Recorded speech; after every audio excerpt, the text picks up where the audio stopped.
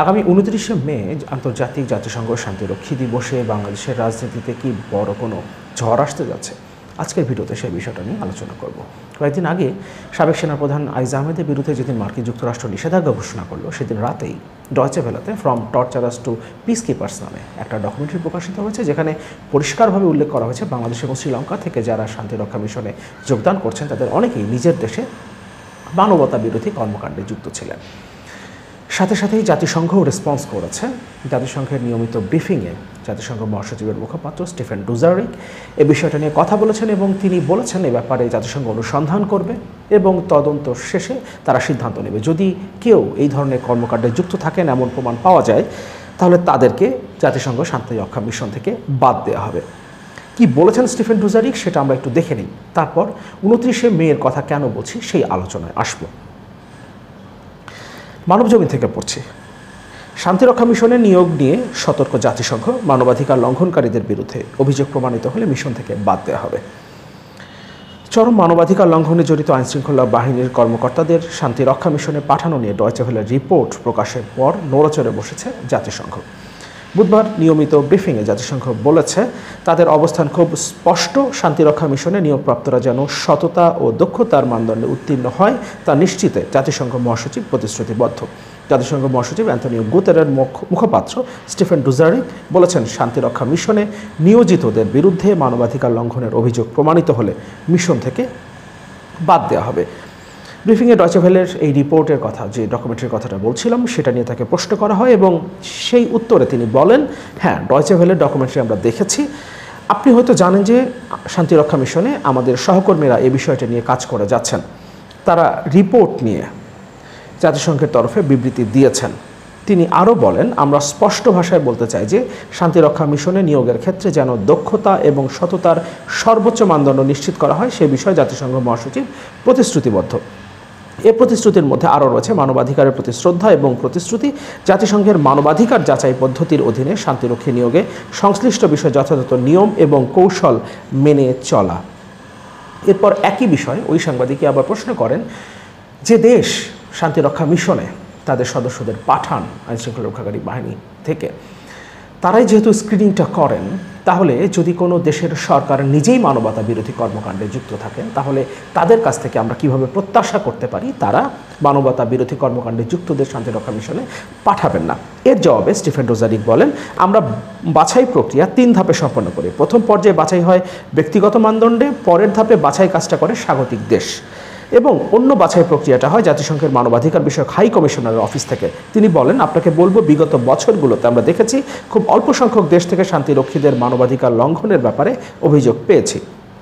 যখন এই ধরনের ঘটনা ঘটে তখনই আমাদের শান্তিরক্ষা মিশনের সহকর্মীরা যাচাই বাছাই করে নীতি কর্মকৌশল অনুসারে শান্তিরক্ষী পাঠানো দেশের সঙ্গে কথা বলে যথাযথ পদক্ষেপ গ্রহণ করে থাকেন। এ ধরনের ঘটনার ক্ষেত্রে, অর্থাৎ মানবাধিকার লঙ্ঘনের কারণে শান্তিরক্ষা মিশনে অংশ নেওয়া জড়িত কর্মকর্তার নিয়োগ বাতিল হতে পারে। এছাড়া অভিযোগ প্রমাণিত হলে জড়িতদের মিশন থেকে সরিয়ে দেওয়া হবে। উল্লেখ্য, গত 21শে মে মানবাধিকার লঙ্ঘনকারীরা যখন জাতিসংঘের শান্তিরক্ষী শিরোনামে একটি রিপোর্ট প্রকাশ করেছে ডয়চে ভেলে, রিপোর্টে বলা হয় যে বাংলাদেশ এবং শ্রীলঙ্কার নির্যাতন ও হত্যার সঙ্গে জড়িত কর্মকর্তাদের জাতিসংঘের শান্তিরক্ষা মিশনে পাঠিয়েছে। ওই ডকুমেন্টারিতে আরেকটা কথা বলা হয়েছে, জাতিসংঘকে অনেক সময় ব্ল্যাকমেইল করে স্বাগতিক দেশগুলো, কারণ উন্নত বিশ্বের দেশগুলো সাধারণত এই মিশনগুলোতে তাদের আইনশৃঙ্খলা রক্ষাকারী বাহিনীর সদস্যদেরকে পাঠান না, কারণ এখানে অনেক রিস্ক থাকে, অনেক রিস্ক নিয়ে এখানে কাজ করতে হয়, অনেক প্রতিকূল পরিস্থিতির মোকাবেলা করতে হয়। ফলে উন্নত বিশ্বের দেশগুলো তাদের সেনাবাহিনী কিংবা অন্যান্য আইনশৃঙ্খলা রক্ষাকারী বাহিনী থেকে তাদের সদস্যদের পাঠান না। সেক্ষেত্রে যেমন বাংলাদেশ এখন 3 নম্বরে অবস্থান করছে সংখ্যার দিক থেকে, বাংলাদেশের উপরে নেপাল আছে, ভারত আছে, পাকিস্তানের মতো দেশ আছে। তার মানে আমাদের মতো দেশগুলো থেকেই আসলে শান্তিরক্ষা মিশনে সেনাদেরকে পাঠানো হয়। ফলে জাতিসংঘ অনেক সময় ব্ল্যাকমেইলের শিকার হয়, কারণ কোনো একটা দেশে যখন শান্তিরক্ষা মিশনের সদস্যদের পাঠানোর প্রয়োজন পড়ে, তখন সেখান থেকে যদি কাউকে উইথড্র করার কথা জাতিসংঘ বলে, তখন স্বাগতিক দেশগুলো সাধারণত ব্ল্যাকমেইল এই কথা বলতে পারে, আমরা আমাদের সকল সৈন্যকে প্রত্যাহার করে নেব। এবং সেক্ষেত্রে জাতিসংঘ আর ব্যবস্থা নিতে পারে না সেই বিশেষ কয়েকজনের বিরুদ্ধে। তখন তারা বাধ্য হয় এই সকল কর্মকর্তাদের জাতিসংঘের শান্তিরক্ষা মিশনে সুযোগ দিতে। মূল আলোচনায় আসি। 29 মের কথা কেন বলছি? 29 মে আন্তর্জাতিক জাতিসংঘ শান্তিরক্ষী দিবস। আমাদের নিশ্চয় মনে থাকবার কথা 2021 সালের 10 ডিসেম্বর 2021 সালের 10 ডিসেম্বর মানবতা বিরোধী কর্মকাণ্ডে যুক্ত থাকার অভিযোগে র্যাব এবং র্যাবের সাবেক বর্তমান 6 জন কর্মকর্তার বিরুদ্ধে মার্কিন যুক্তরাষ্ট্র নিষেধাজ্ঞা দিয়েছিল। এবং সামনে জাতিসংঘ শান্তিরক্ষী দিবস, আন্তর্জাতিক শান্তিরক্ষী দিবস, এবং এই দিবসের ঠিক কয়েকদিন আগেই মার্কিন যুক্তরাষ্ট্র নিষেধাজ্ঞা আরোপ করেছে বাংলাদেশের সাবেক সেনাপ্রধানের বিরুদ্ধে। এবং একই দিনে ডয়চে ভেলে শান্তিরক্ষী মিশনে বাংলাদেশ এবং শ্রীলঙ্কার মানবতা বিরোধী কর্মকাণ্ডে মানবতা লঙ্ঘনের অভিযোগে অভিযুক্তদের পাঠানোর ব্যাপারে এই ডকুমেন্টারিটা প্রকাশ করলো।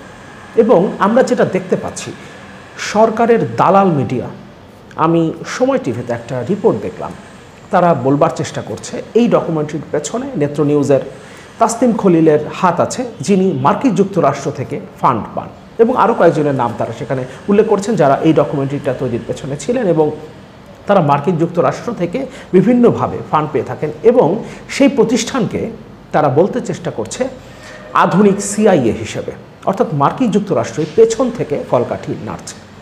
অথচ আমরা গত কিছুদিন ধরে শুনে আসছি মার্কিন যুক্তরাষ্ট্র সরকারের সাথে সহযোগিতাপূর্ণ সম্পর্কের দিকে যাচ্ছে।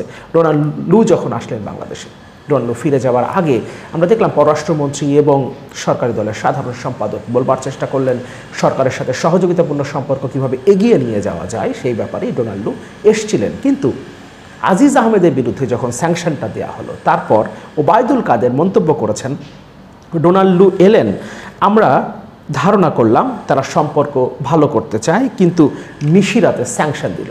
স্যাংশনটা তো এসেছে একজন ইন্ডিভিজুয়ালের বিরুদ্ধে, দুর্নীতির দায়ে তার বিরুদ্ধে স্যাংশন এসছে, কিন্তু সরকার কেন মনে করছে এই স্যাংশনটা আসলে সরকারের বিরুদ্ধে গেছে? তার মানে আজিজ আহমেদের দুর্নীতির সাথে যে সরকার সরাসরি যুক্ত, সরকারি পৃষ্ঠপোষকতায় যে তিনি দুর্নীতিগুলো করেছেন, যে অভিযোগগুলো তার বিরুদ্ধে আছে, যে অভিযোগের ভিত্তিতে অবশ্যই প্রমাণিত না হলে মার্কিন যুক্তরাষ্ট্র এই সিদ্ধান্ত নেয়নি, স্যাংশন দেয়নি। তার মানে এই দুর্নীতির সাথে সরকার সরাসরি যুক্ত, এই কারণে সরকার সেটাকে নিজের ওপরে স্যাংশন বলেই মনে করছে। কারণ একজন ব্যক্তির উপর স্যাংশনকে, সরকারের সাথে সম্পর্ক ভালো করবার কথা ছিল, আমরা ভেবেছিলাম ভালো হচ্ছে, কিন্তু স্যাংশন দিয়ে দিল নিশিরাতে, ব্যাপারটা সেভাবে উল্লেখ করার কথা ছিল না ওবায়দুল কাদের।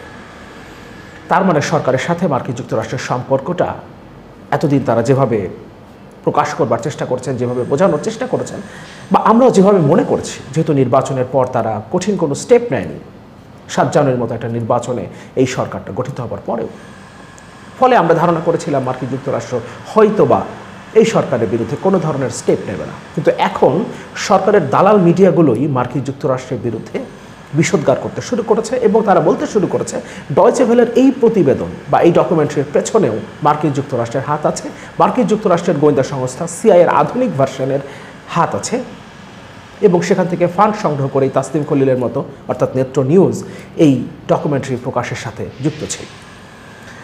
তার মানে আমরা ধরে নিতে পারি যেভাবে আন্তর্জাতিক মানবাধিকার দিবসকে সামনে রেখে বা আন্তর্জাতিক মানবাধিকার দিবসের দিনই 10 ডিসেম্বর 2021-এ র্যাবের উপরে মানবতা বিরোধী কর্মকাণ্ডে যুক্ত থাকার অভিযোগে মার্কিন যুক্তরাষ্ট্র নিষেধাজ্ঞা আরোপ করেছিল, সেরকম আরেকটা দিবস, এবং সেটা আন্তর্জাতিক জাতিসংঘ শান্তিরক্ষী দিবস।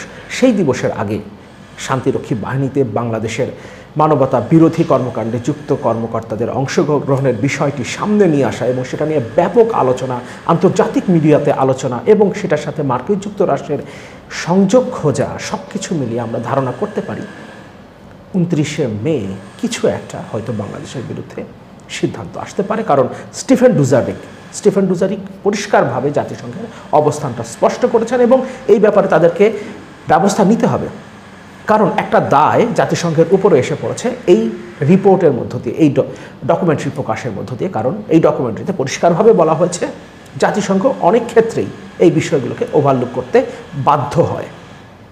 ফলে জাতিসংঘের উপরেও কিন্তু অ্যালিগেশনটা এসছে। ফলে জাতিসংঘ তাদের ক্রেডিবিলিটিটা ধরে রাখতে এই ব্যাপারে শীঘ্রই কোনো ধরনের ব্যবস্থা নেবে এবং যাতে তাদের ওপরে দায়টা না আসে সেই ব্যবস্থাটা তারা করবে। সেটা এই 29শে মেতে নাও হতে পারে, কিন্তু আমরা ধরে নিতে পারি, আমরা ধারণা করতে পারি 29 মেকে সামনে রেখে এই ডকুমেন্টারিটা প্রকাশিত হয়ে থাকতে পারে। কারণ 2021 সালের র্যাবের উপরে স্যাংশনের ঘটনাটাকে যদি আমরা মিলিয়ে দেখি। এবং জাতিসংঘের শান্তিরক্ষী বাহিনীতে বাংলাদেশকে যদি বাদ দেওয়া হয় কোনো কারণে, কিংবা কিছু সদস্যকে যদি ফেরতও পাঠানো হয়, সেটা বাংলাদেশের রাজনীতির জন্য অনেক বড় একটা ধাক্কা হিসেবে আসবে ক্ষমতাসীনদের জন্য। কারণ নিশ্চয়ই আমাদের মনে থাকবার কথা, এর আগে জাতিসংঘের শান্তিরক্ষা মিশন থেকে বাংলাদেশিদের বাদ দেওয়া হবে এই ধরনের একটা ভুয়া চিঠির উল্লেখ করা হয় বারবার বাংলাদেশের ক্ষমতার, রাষ্ট্র ক্ষমতার একটা বিশেষ পট পরিবর্তনের মূল নিয়ামক শক্তি হিসেবে, মূল ক্যাটালিস্ট হিসেবে। সুতরাং এটা বাংলাদেশের জন্য অনেক বড় একটা বিষয়, বাংলাদেশের বর্তমান ক্ষমতাসীনদের জন্য অনেক বড় একটা চ্যালেঞ্জ। এবং 29 মে বা তার পরবর্তী সময় কখনো যদি জাতিসংঘের শান্তিরক্ষা বাহিনী থেকে বাংলাদেশকে বাদ দেওয়া হয়, কিংবা বাংলাদেশের কিছু সদস্যকে যাদের বিরুদ্ধে মানবতা বিরোধী কর্মকাণ্ডে যুক্ত থাকার অভিযোগ আছে তাদেরকেও যদি বাদ দেওয়া হয়, সেটাও বাংলাদেশের বর্তমান ক্ষমতাসীনদের জন্য অনেক বড় ধাক্কা হবে এবং ক্ষমতায় টিকে থাকার জন্যই সেটা হবে একটা অনেক বড় মাপের চ্যালেঞ্জ।